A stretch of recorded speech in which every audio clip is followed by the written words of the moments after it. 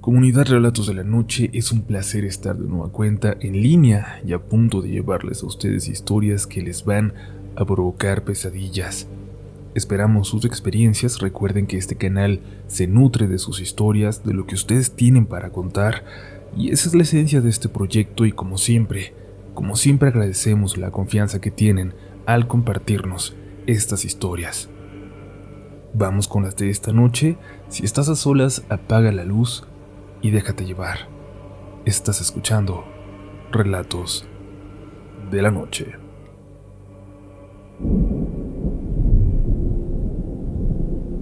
Mi familia y yo vivimos algo bastante extraño, como muchos otros de los que cuentan sus historias, al llegar a vivir a una casa nueva. Supongo que es común por el hecho de repente llegar a otro lugar distinto, a un lugar que tiene sus historias escondidas, grabadas entre sus paredes, historias buenas o malas. Nosotros llegamos a una casa que sabíamos que requeriría trabajo. Tenía años sin ser habitada, pero había sido una herencia para mi papá. Una herencia de un familiar indirecto siempre representa mucha suerte, pero para nosotros fue lo mejor que nos pudo haber pasado, ya que en la casita donde vivíamos mis dos hermanos y yo compartíamos cuarto y literalmente ya no cabíamos.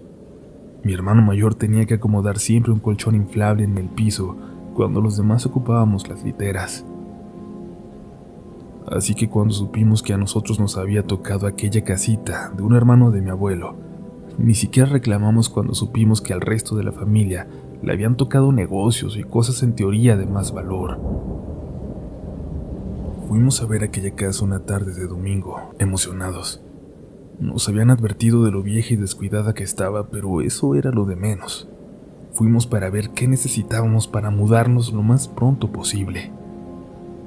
Todo en ese barrio era como de ricos de antes, pero todas las casas parecían abandonadas, descuidadas, viejas. Había muy poca gente en las calles y todas las casas tenían bardas altas, llenas de enredaderas, lo que les hacía verse más interesantes para mí.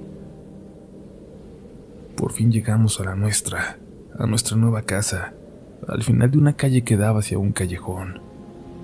Estaba lejísimos de todo y nos dificultaría enormemente a mí y a mis hermanos ir a la parada más próxima de transporte público todas las mañanas para ir a la escuela. Pero no nos importaba nada. Por fin teníamos una casa donde seríamos felices. Es curioso, ¿no?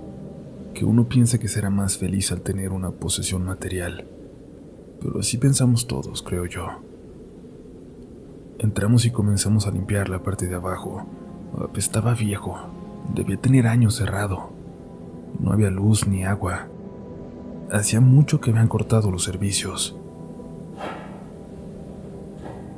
Mientras buscaba algunos rincones de aquel primer piso, no dejaba de escuchar un sonido en algún lugar de la casa, lejano.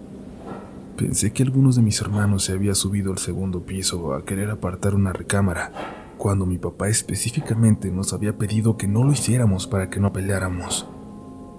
Seguramente habían aprovechado para subir mientras mis papás revisaban el jardín. Goyo, mi perro, un chihuahua, corría por toda la casa contento, pero en algún momento le perdimos de vista. Después, también escuché ladrar a lo lejos, como enojado, como cuando nos ladraba a nosotros cuando no le dábamos sus juguetes. Me encontré a mis hermanos que también estaban buscando a Goyo y nos dimos cuenta de que era él el que se había subido. Subimos por él, teniendo un pretexto para revisar ese segundo piso. Era de una construcción tan complicada como el primero. Yo nunca había pisado una casa tan grande como aquella, pero además estaba hecha muy rara, llena de rincones. Encontramos a Goyo ladrando frente a una puerta de madera muy gruesa, como si fuera de exterior. Tenía un pasador que la cerraba por fuera, aunque sin candado. Pensamos que se trataba de un almacén y abrimos el pasador, pero en cuanto lo hicimos, el perro salió corriendo hacia las escaleras y nos heló el corazón. Quisimos volver a poner el seguro, pero el pasador estaba completamente oxidado. Ya no pudimos hacerlo. Alcanzamos al perro y corrimos al jardín para decirle a mi papá. Fue a revisar junto a mi madre. Nosotros tres ya nos subimos, pero ellos encontraron la puerta abierta, de par en par. Nosotros no la abrimos. Estaba demasiado pegada como para intentarlo. Mi mamá nos llevó a la casa en ese momento y dijo que volveríamos al día siguiente. Mi papá se quedó esperando a un amigo contratista que le iba a hacer un presupuesto para hacer habitable aquella casa nuevamente. Después, mucho después, supimos que mi papá y su amigo escucharon recorrer por toda la casa aquel sonido, como si viniera de dentro de las paredes. No nos quedamos ahí. Mi papá dijo que los puros impuestos de la casa eran difíciles de pagar para nosotros, más las deudas que tenía y la remodelación. Imposible.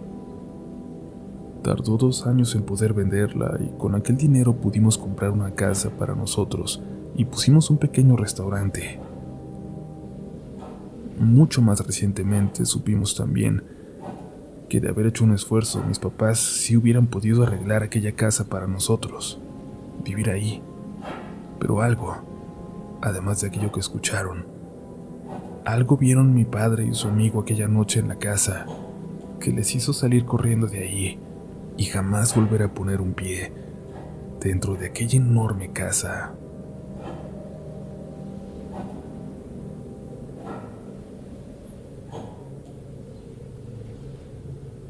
Mis papás se conocieron en Carolina del Norte, para ser exactos.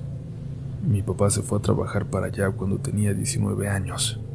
Mi mamá nació allá, hija de padres mexicanos, aunque nunca conoció a su papá, que murió cuando ella era una bebé.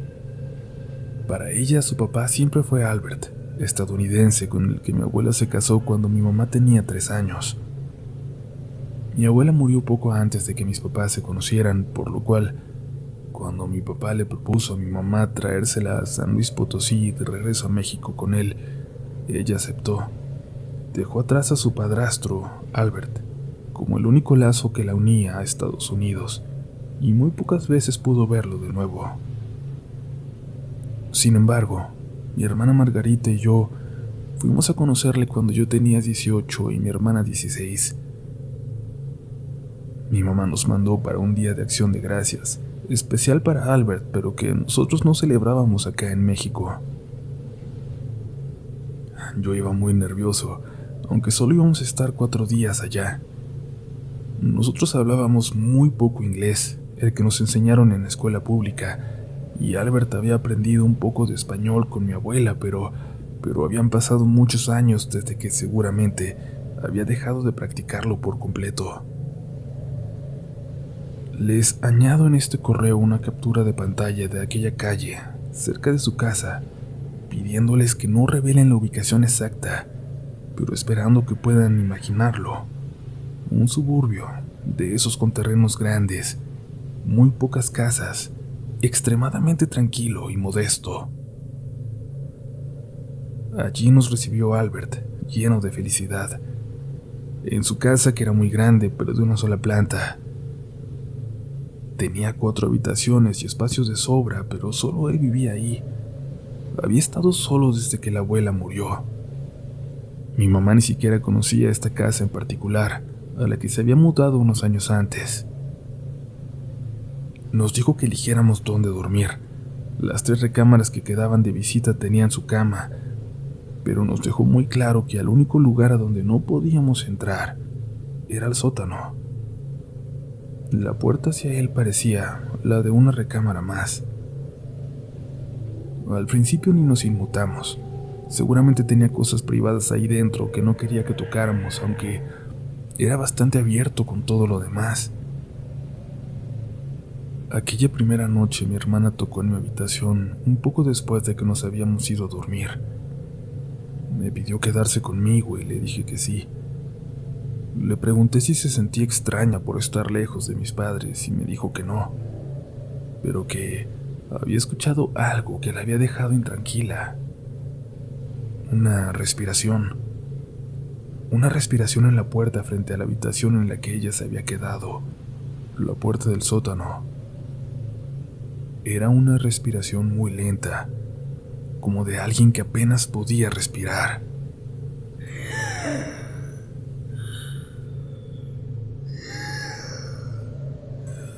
La dejé pensando que era un sueño o su imaginación, pero me quedé pensando en eso, incluso después de que ella se durmiera. Y entonces, yo pude escucharla. Aquella respiración muy a lo lejos. Por la mañana calmé a mi hermana diciéndole que seguramente era Albert roncando, pero la realidad es que no lo sabía y que además aquella respiración parecía ser de mujer. Detalles.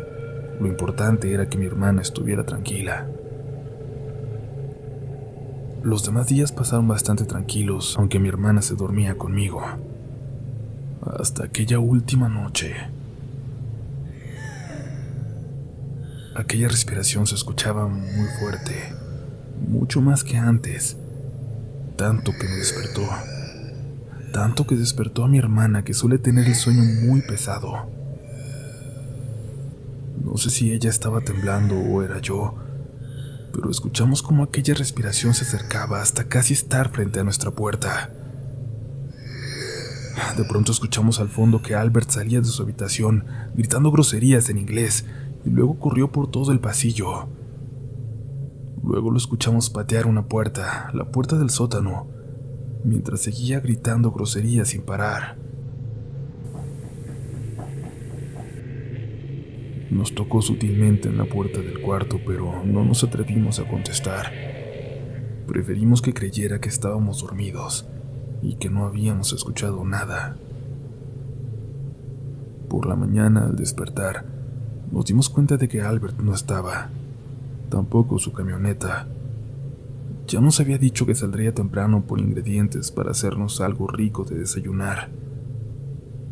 En cuanto mi hermana se dio cuenta de que estábamos solos, se dirigió al sótano y entró.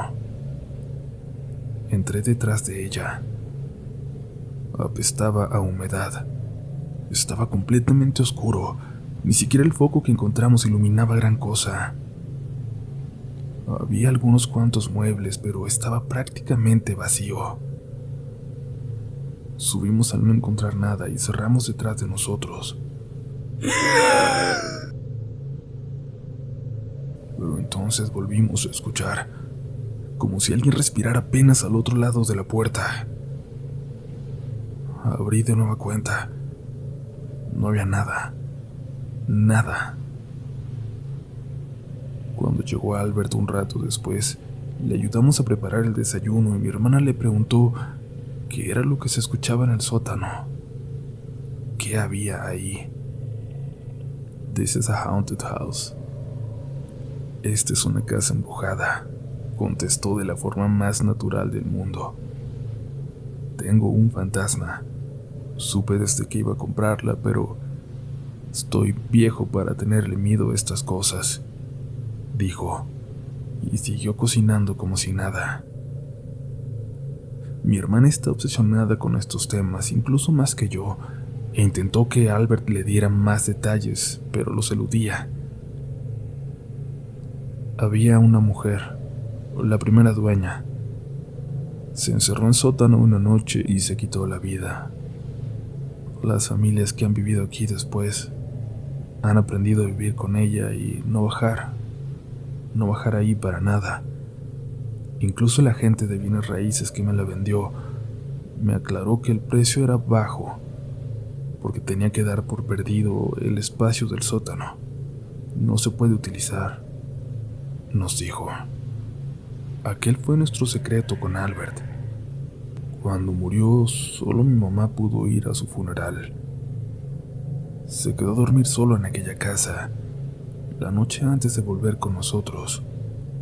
Nunca le dijimos nada, lo prometo, y mi mamá nos contó que no pudo dormir, porque soñaba que una mujer intentaba entrar a su habitación, que era tan real que incluso cuando abrió los ojos por la madrugada, creía escucharla en la puerta. pudo escuchar a aquella mujer que respiraba con mucha dificultad.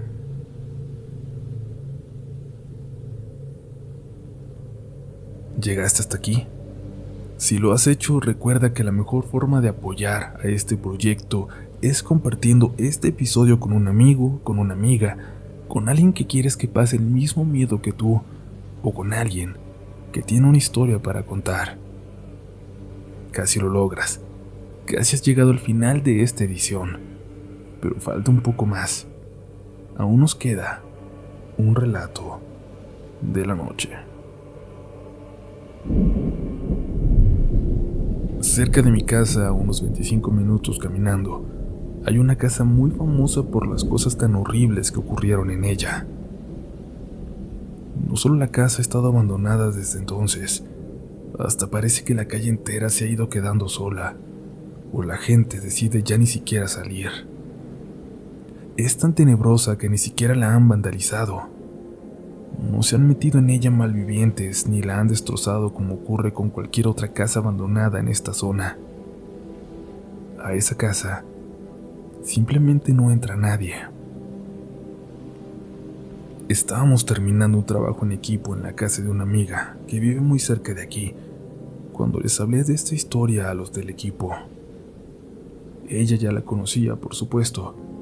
Los demás no sabían que esa famosa casa estaba tan cerca de nosotros. Teníamos que ir. Comenzaron a insistirnos, aunque sea solo a verla, que pasáramos en el carro de uno de ellos antes de irnos y que nos regresaría a nuestras casas. Solo era para ir a ver, para conocerla, para ver si era tan tenebrosa como la gente contaba. Nos convencieron y fuimos 4 de nosotros. 2 chicas, Cecilia y Flor, y 2 hombres, Pedro y yo. Tanto a mí como a Pedro nos gustaba Cecilia, pero nunca le habíamos dicho nada, aunque todo el mundo lo imaginara.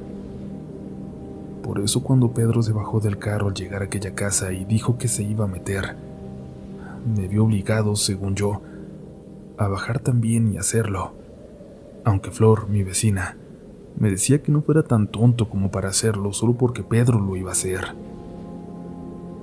Apenas iba saliendo del coche cuando vi cómo Pedro cruzó la calle corriendo y de 2 brincos logró saltar aquella barda.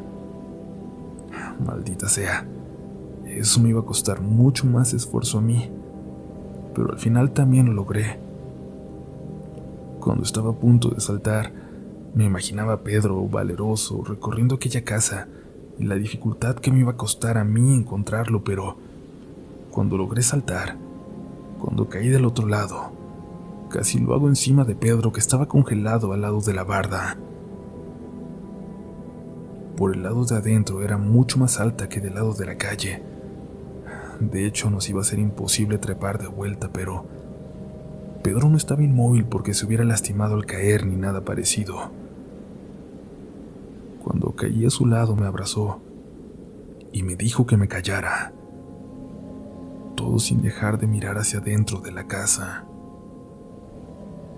No tenía ya puerta principal, y desde donde estábamos, la luz de una lámpara en la calle alcanzaba a iluminar como 1,5 metros dentro de aquel lugar. Noté entonces lo que Pedro estaba viendo. Adentro se veía una especie de bolsa negra de basura, tirada en el piso, alargada, como si alguien lo hubiera lanzado ahí. «Se acaba de mover», dijo Pedro. Cuando caí, se movió de la oscuridad hacia la luz. Estuve a punto de reírme, de burlarme de ese intento tonto por asustarme, pero aquella mancha negra se levantó de un lado y entonces vi los ojos. Es como si fuera una persona, pero completamente negra, todo muy negra, solo una silueta que se levantó apoyándose en los brazos y cuyo único detalle claro eran esos ojos brillantes que reflejaban la luz de la lámpara en la calle hacia nosotros. Salimos corriendo pegados a la barda, gritando, hasta que encontramos por fin un bote de basura al que pudimos subir para saltar la barda. Las chicas nos esperaban asustadas afuera del coche y, cuando nos vieron las caras, sabían que no estábamos bromeando, que habíamos visto algo. A los dos se nos salieron las lágrimas, aunque quisimos disimularlo.